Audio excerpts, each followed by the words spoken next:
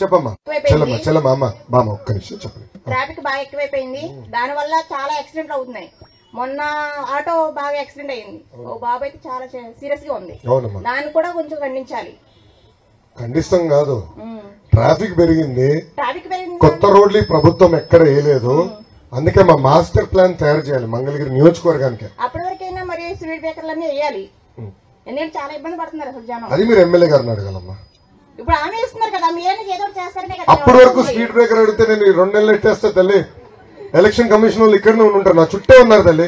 అరే ఎవరు బండి చెక్ చేయట్లేదు, నా బండి ఇప్పుడు 2 సార్లు చెక్ చేస్తారు. ఆయనకి ఏం దొరుకుతుంది పాప, ఆ బండిలో ఏముంటుంది చెప్పి, ఒక టీ డబ్బా ఉంటుంది, టీ తాగుతారు, టీ ఉంటుంది, నీళ్ళు ఉంటుంది. 2 సార్లు ఆపారు ఇప్పటికి నన్ను. ఎమ్మెల్యే గారిని ఒకసారి కూడా ఆపలా, ఇక్కడున్న అభ్యర్థి గారిని ఒకసారి కూడా ఆపలా, కానీ నన్ను 2 సార్లు ఆపారు. అమ్మా అది తప్పనిసరిగా మన ప్రభుత్వం ఏర్పడిన తర్వాత ఏర్పాటు చేయాలి, నేను చేస్తాను, నాకు ఉద్దేశం. Thank you. తిరిగి ఇప్పిస్తా అన్నారు, ఆ హామీ కూడా నిలబెట్టుకోలేదు.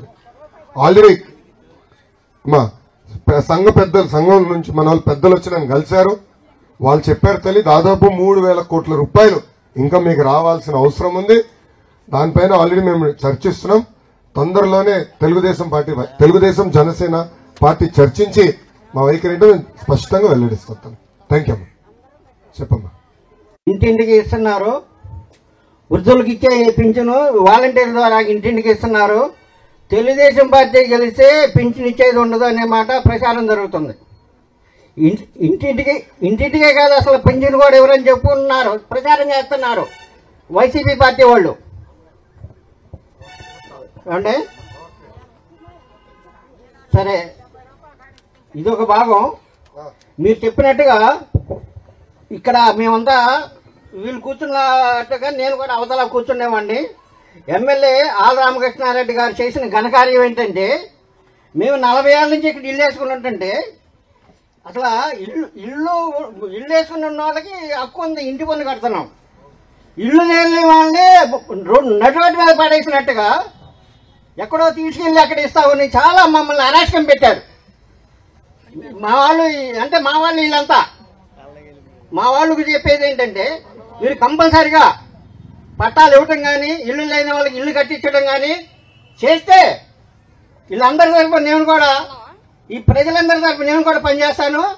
మళ్ళీ 5 సార్లు కాదు, ఇంకా 10 సంవత్సరాలు నేను బతికున్నంత వరకు ప్రజల తరఫున పనిచేస్తానని నేను హామీ ఇస్తున్నాను. వృద్ధులకి పెన్షన్ తీసుకొచ్చిన వ్యక్తి ఎవరో తెలుసా?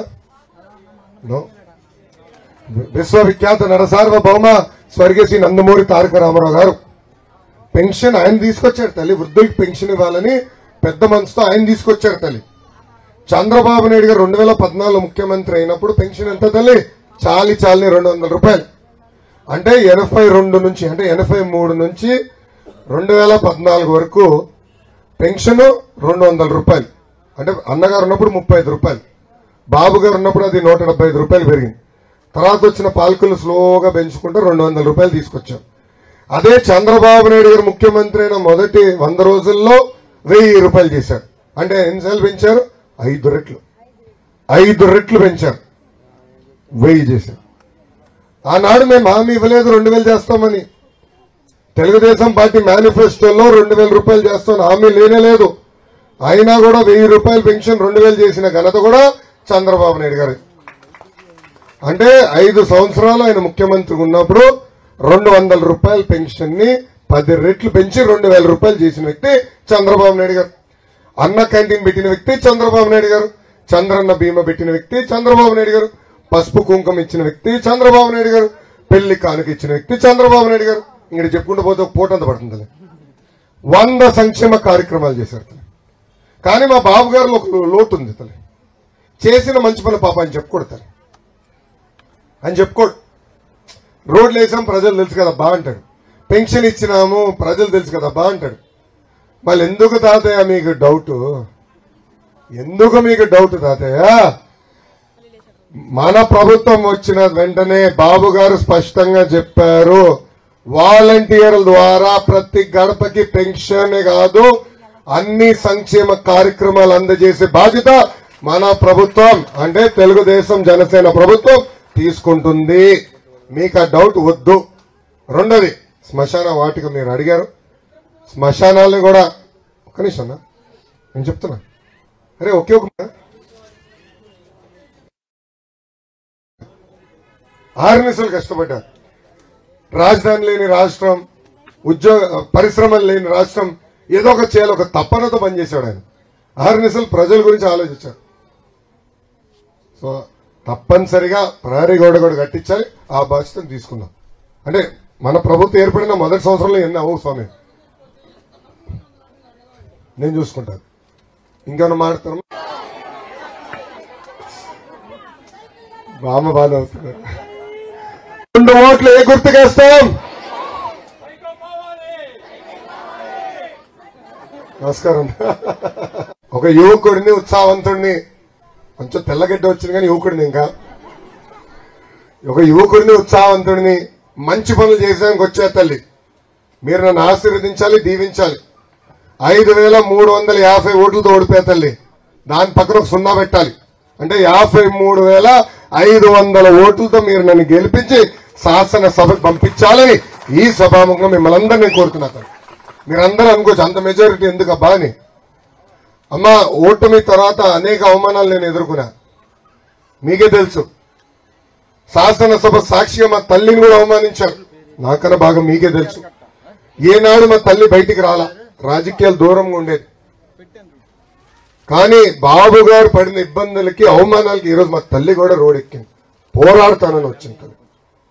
అందుకే తల్లి మంచి మెజారిటీతో 53,500 ఓట్లతో మెజారిటీతో నన్ను ఆశీర్వదించండి, దీవించండి. కాబోయే ముఖ్యమంత్రి చంద్రబాబు గారితో అహర్నిశలు దెబ్బలాడి మీకు పనులు చేస్తా. మంత్రులందరినీ మన ప్రాంతాన్ని తీసుకొచ్చి భారతదేశంలో 4,000 ఎమ్మెల్యే స్థానాలు ఉన్నాయి తల్లి, సుమారుగా 4,000 ఎమ్మెల్యే స్థానాలు. వాళ్ళందరూ రేపు అభివృద్ధి, సంక్షేమం ఎక్కడ బాగా జరిగిందని ఆలోచిస్తే మంగళగిరి పేరు వింపడే విధంగా నేను అభివృద్ధి, సంక్షేమం చేస్తానని ఈ సభాముఖంగా మేము అందరికి హామీ ఇస్తున్నాం. పేదరికం లేని మంగళగిరి నియోజకవర్గం. ఈరోజు తల్లి మంచి మనసుతో నేను తోపుడు బండ్లు ఇస్తే నన్ను ఎగతాళి చేస్తున్నారు తల్లి. ఏమా తోపుడు బండ్ల ద్వారా కనీసం రోజుకి ఒక 300 రూపాయలు ఆదాయం పెరుగుతుంది రోజుకి. అక్కడితో నేను ఆగట్లే, ఇంకేం చేయొచ్చు అని ఆలోచిస్తున్నా. చేనేత సోదరులకి వీవర్స్ అలా పెట్టారు తల్లి. కొత్త కొత్త చీరలు డిజైన్లు నేర్పిస్తున్నాం. అంటే వాళ్ళ ఆదాయం 3 రెట్లు పెంచాలి. అంటే చేసే వాళ్ళని ఎగతాళి చేస్తారు తల్లి. వాళ్ళందరూ ఎవరు చేయనోళ్ళు. నేను తోపుడు బండ్లు ఇచ్చిన తర్వాత పరిగెత్తుకుంటూ వచ్చి అరాకొర వాళ్ళు ఇచ్చారు తల్లి. చూడండి పరిస్థితి. అందుకే అమ్మా, ఎట్లయితే మీకు పనిచేశానో దానికి రెట్టింపు పనిచేస్తాను. ఒక మోడల్ నియోజకవర్గంగా మంగళగిరిని తీర్చిదిద్దా. పేదరికం లేని మంగళగిరి అయ్యే వరకు నేను కష్టపడతానని ఈ సభాముఖంగా మీ అందరికి హామీ ఇస్తూ, నాకు అవకాశం ఇచ్చిన ఎన్టీఆర్ గట్ట వాసులందరికీ పేరు పేరున నా హృదయపూర్వక ధన్యవాదాలు తెలుపుకుంటూ